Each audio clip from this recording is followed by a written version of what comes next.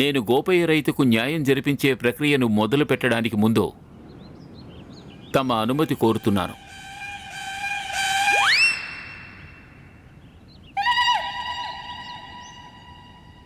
అంతేకాకుండా షావుకారు సదానంద్ గోపయ్యల మధ్య జరిగిన ఆ వాగ్వివాదాన్ని కూడా గుర్తు చేయాలనుకుంటున్నాను.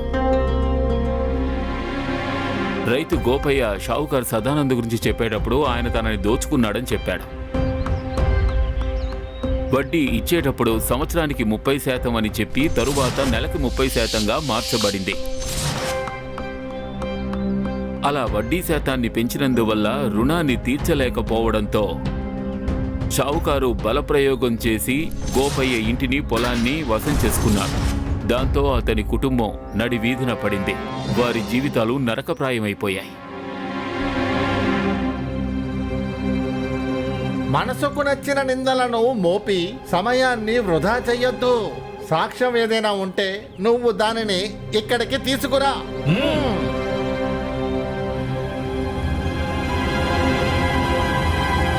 సాక్ష్యం చూపించాల్సిన అవసరం లేదు సావుకారు గారు.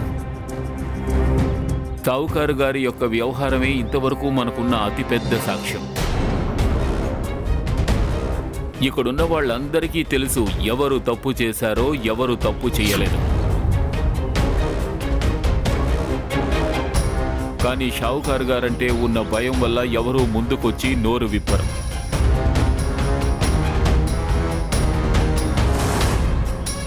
తాను స్వయంగా ఒక దోషని ఆయనకు కూడా తెలుసు. అలాంటి వారిని ఒక దోషిగా నిరూపించడానికి ఇది కేవలం ఒక పద్ధతి. ఇప్పుడు ఆ పద్ధతిని సాక్ష్యం చూపించి పూర్తి చేయడం జరుగుతుంది.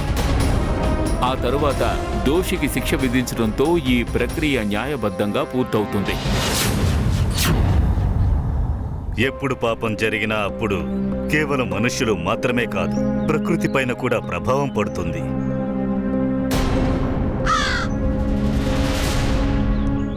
అలా నేను కాదు, భాస్కర్ చెప్పాలనుకుంటున్నాడు. అయితే సాక్ష్యంతో నిరూపించండి, మాటలతో వృధా చేయకండి. షావుకారు మహాశయ, ఈ ప్రకృతి ఏ పంచమహాతత్వాలతో నిర్మితమైందో అలాగే మృత్యువు తర్వాత ఏ పంచతత్వాలతో మనం కలిసిపోతామో నేను ఆ పంచమహాతత్వాలనే ఆవాహన చేశాను.